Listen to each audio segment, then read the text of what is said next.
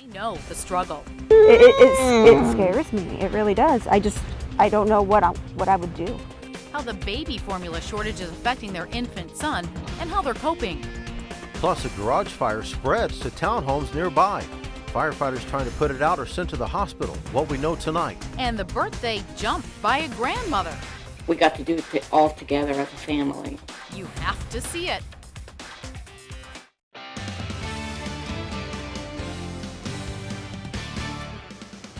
Breaking news first at 10 tonight. Family members of Norma Crutchfield tell us there's a break in the case. A 41-year-old Norma Crutchfield was last seen now November of 2020 on East Olive Street in Decatur. Illinois Crime Scene Investigation Unit executed a search warrant at that house in December of 2020. No other information has been released about the case until now. Tonight, the Decatur police chief says there were arrests in the case late this afternoon. We found 2 men are in the Macon County Jail on serious charges. 45-year-old Troy Slaw is charged with first-degree murder, dismembering a human body, and concealing a homicidal death. 23-year-old Chase Freeman was arrested early this morning and charged with concealing a homicide and dismemberment. It's not clear if the charges are related to this case. Now, we are right now waiting for a news release from the Decatur Police Department. We expect that sometime tonight. When we receive that information, of course, we're going to bring it to you live on air and online. Meanwhile, 2 firefighters are recovering tonight after a 3-unit townhouse fire this afternoon in Springfield. The fire chief says the townhouses on Country Place are likely destroyed when that fire from a nearby garage spread. Chief Blau says narrow streets limited water supply and the warm temperatures hampered efforts to quickly extinguish the fire. More than 40 personnel in total, including 9 trucks, responded. 4 households were displaced and at least 1 pet has died. News since 6, a barn fire caught fire actually in Blue Mound when a controlled burn went awry. The Blue Mound Fire Department says the burn was fully engulfed when they arrived and could not be saved, but they were able to save a nearby house. This was the department's 2nd working fire in 24 hours. Also tonight, getting a new look at the moments leading up when a car comes crashing through the front doors of Hometown Pantry in Springfield. Yeah, you see it unfolding right here on that surveillance camera, right through the front doors and into the shelves. The driver gets out, stunned, as you'll see, checking out exactly what happened. In fact, 1 person was injured when their foot was ran over. Officials have not released the cause of that crash yet. A proposal to change panhandling rules in Springfield was once again up for consideration by the city council tonight. The proposal came after a man was hit and killed while walking out into the street from a city median. The rule would stop anyone from standing on a median, right of way, or on the road itself. Council has decided, though, to table the matter once again, saying they want to study traffic counts first. Turning now to the mass shooting in Buffalo, New York over the weekend. President Biden visited a memorial today for the 10 victims killed. He met with first responders and the families of those killed. While there, the president renewed his call for a ban on assault weapons and urged all Americans to speak up against white supremacy, which investigators say motivated the 18-year-old charged in the attack.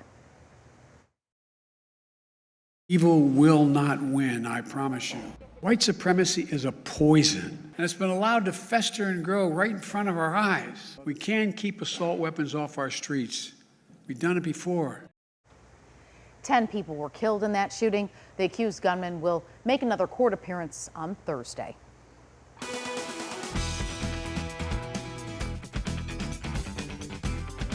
Well, not just keeping tabs on the cloud cover under the cover of darkness, but, decent just before the time the sun went down. Catherine sent us this in from Sullivan, but yeah, the clouds definitely making a push in with the first of 2 waves of rain with embedded thunderstorms. There is a little bit in terms of small hail associated with these storms, and the Severe Storms Prediction Center in Norman, Oklahoma has put the small part of Cass, Morgan, and Scott County in the slight risk for severe weather, but not going to happen with this first round. Not even convinced it happens with the second round. Nonetheless, when I come back, I'll tell you all about these thunderstorms.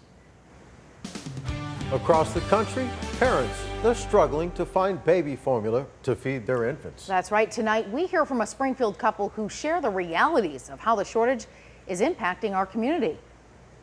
I have so much anxiety over it because I get to that point, I'm thinking worst case scenario, you know, okay, now the formula's gone. What do I do? WAND's Alyssa Patrick sat down with the Phillips family to find out why the formula shortage has been so devastating for families. The Phillips had always planned to breastfeed their son, but from the get-go, their plans were derailed. He was delivered via C-section. She lost a lot of blood, so she couldn't produce breast milk. So we had to go on formula. But then their son had a bad reaction to formula. He couldn't process cow's milk. So for 3 days he was basically starving. He'd eat it and he'd expel it. So we had to actually go on hyperallergenic formula, which is Nutramigen. This formula is more expensive and sometimes harder to find, but it's the only way the Phillips could safely feed their new baby. The supplies for finding that was very little on the shelves for the hyperallergenic. Regular formula is fine at the time. That all changed a few weeks ago thanks to a recall that shut down production at Abbott's Michigan. Going to the store to make sure that your child has food and you get there and the shelves are empty, like then what do you do? Especially when he needs special formulas and things like that as well, and you're just like, well, how do I feed my child? The Phillips enlisted family and friends to scour the state and even other cities across the country. They actually went in western part of Illinois, about Quincy, Pittsfield. They were actually able to secure some there for us. We had family members that work in retail, and they actually looked through their the shelves and the stock and keep track and see if there's any. They're also shopping online, but backlogged orders have taken weeks to fill. And they'll tell you flat out, we don't have any. We don't know when we're getting it. Now they're searching stores every day, hoping to keep enough stock on hand to keep their baby healthy and growing strong. Reporting in Springfield, Alyssa Patrick, WAND News. Well, tomorrow night, we sit down with a pediatrician to learn more about the steps parents can take if they're not able to find formula for their infant. And the governor today asking retailers set aside baby formula for low-income families enrolled in the SNAP and WIC programs. The state is also setting up a helpline for families who may have questions about formula alternatives. More resources and information can be found on our website. In Washington, House Democrats taking their own steps to address the shortage. They introduced a $28 million emergency spending bill. It would increase FDA staffing, boost inspections of domestic and international suppliers, prevent fraudulent products from getting onto store shelves, and acquire better data on the marketplace. There is also some attitude in the country that there is plenty of supply. It's just not all in the right places, but there must be a computer program that tells us where that is. If that is so, then let's get that moving right this minute into the mouths of babies. The bill comes as several congressional committees open investigations into the lack of formula. A car buying site is shut down in Illinois. Still to come here at 10, how this could impact your used car shopping experience. And when the youngest ages could be getting a booster shot, and what Central Illinois counties are seeing in terms of rise of risk levels as cases climb. WAND News at 10 will be back in 2.5 minutes.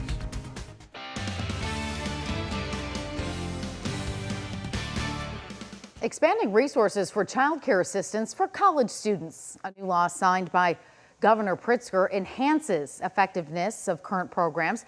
It requires students with dependents be notified of resources that can help them with parenthood and balancing their higher education. The governor also signed a law to extend and expand the hospital assessment program through 2026. This will help ensure cash flow predictability for health systems. It also reclassifies certain hospitals with certain payment and Medicaid needs and offers tax exemptions and waivers to help hospitals still struggling to recover from the effects of COVID-19. The land of Lincoln will have to look for a new convenient car buying service as Carvana is instructed to close up shop. Secretary of State Police issued a temporary suspension order suspending the dealer's license. Officials say they were issuing out-of-state temporary registration permits and not transferring titles. This does not impact vehicles that have already been purchased and not delivered. A dip into the 60s overnight with the first round of rain, but a sluggish start in the temperature department tomorrow morning due to round 2. And I'll have details on both in a few minutes from now.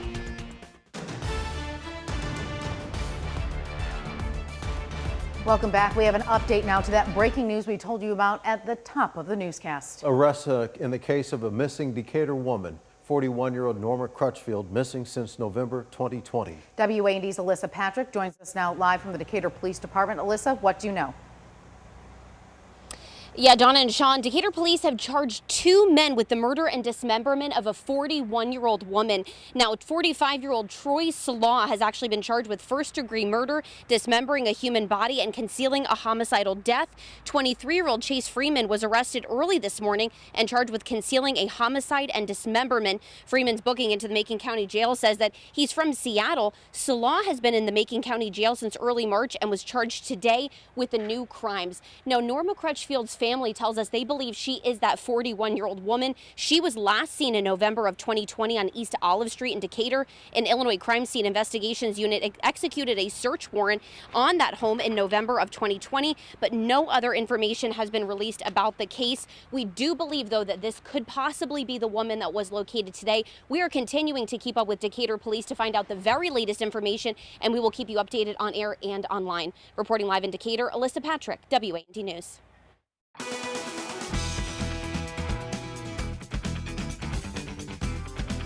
A mild night across central Illinois with clouds marching in and also some wet weather. Temperatures running in the 60s and 70s. Leading edge of that rain with embedded thunderstorms very close to Interstate 55, actually just off to the west of Springfield right now, coming through a large part of Menard County over the road toward Cass, as well as Scott and Morgan counties. Most of the thunderstorm activity along or south of Interstate 72, but you do catch a little bit running just off to the north of the Illinois River. But the good news here, these storms are weakening. Earlier, just really in the past half hour, 40 minutes, they were accompanied with half-inch hail, which is marble-size hail. Nothing that you're going to do damage with, that's for sure.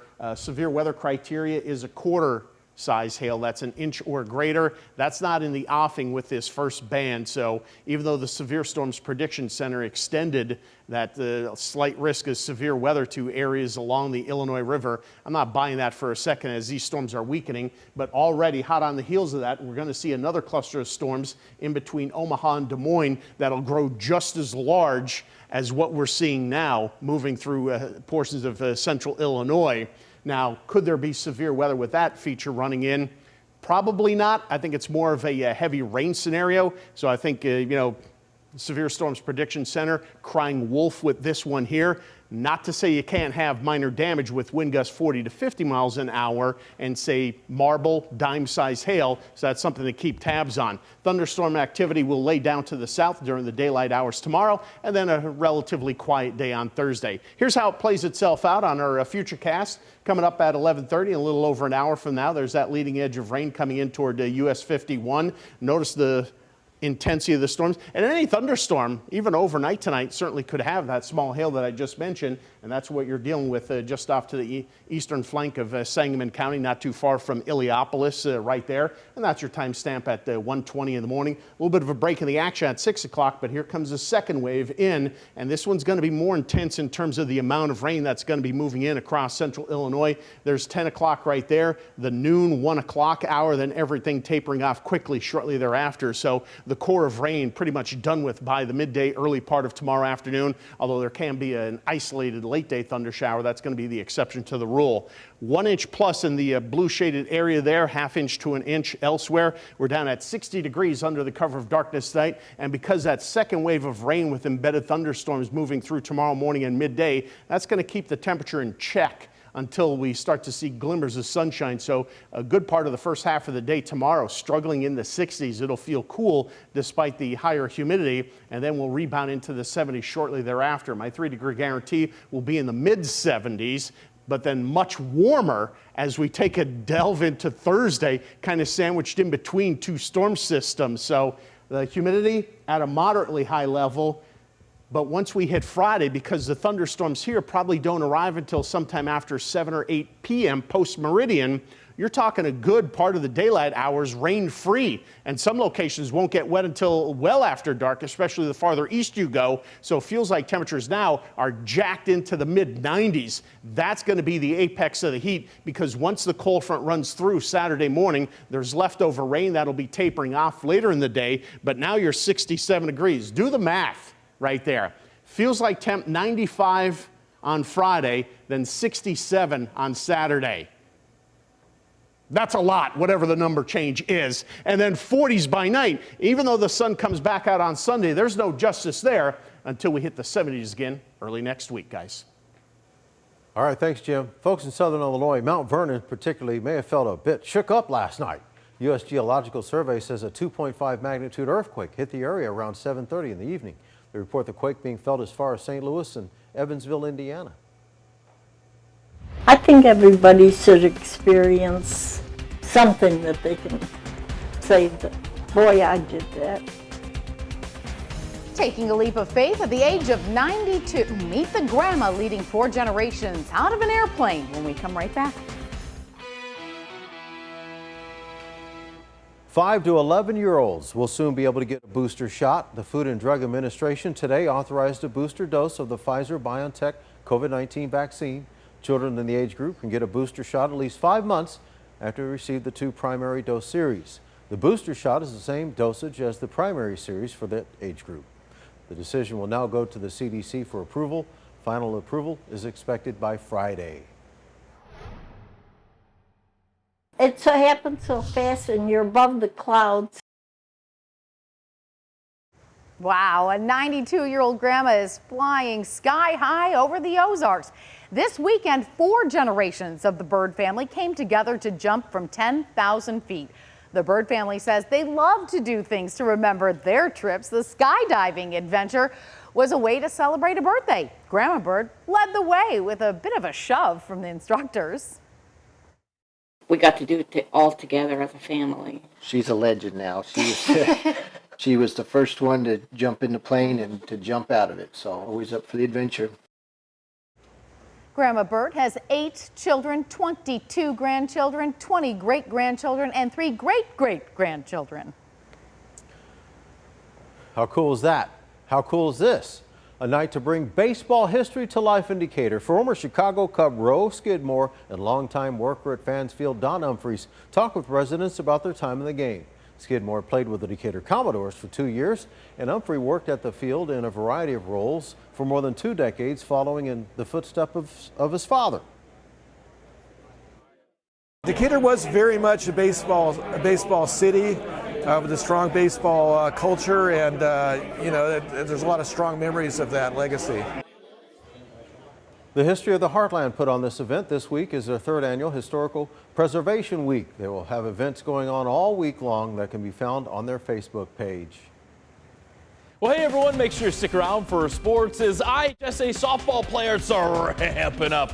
We were at 4 games across Central Illinois. We'll have those highlights and more after the break.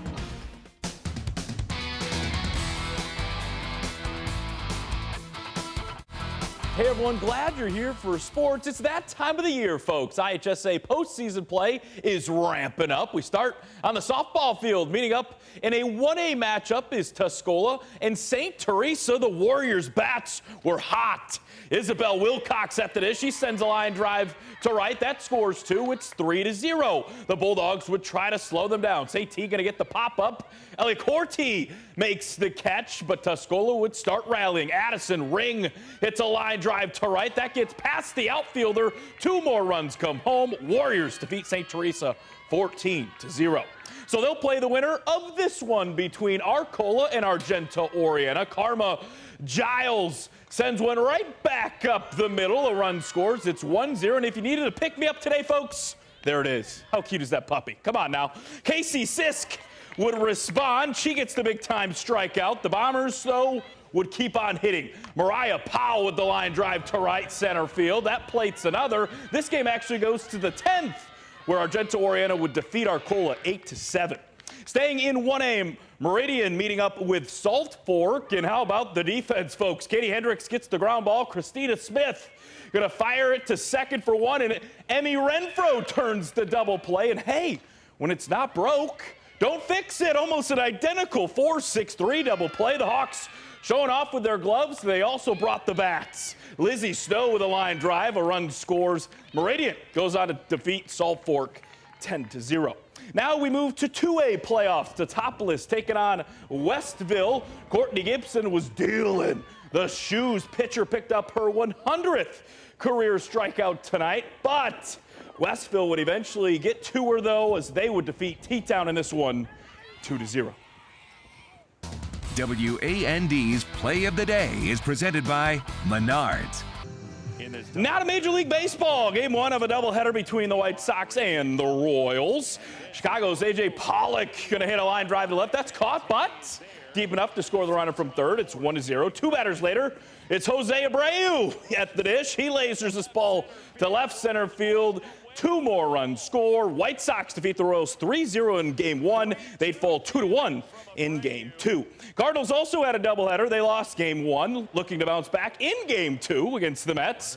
2 outs, top of the ninth. Tyler O'Neill checks his swing. It goes to third, and he's going to beat it out. A run scores. It's 4-3. We go to the bottom of the ninth. Giovanni Gallegos comes to close it out. 2 runners on, and he shuts the door. Big-time strikeout. St. Louis splits a pair today. The Cards take Game 2, 4-3.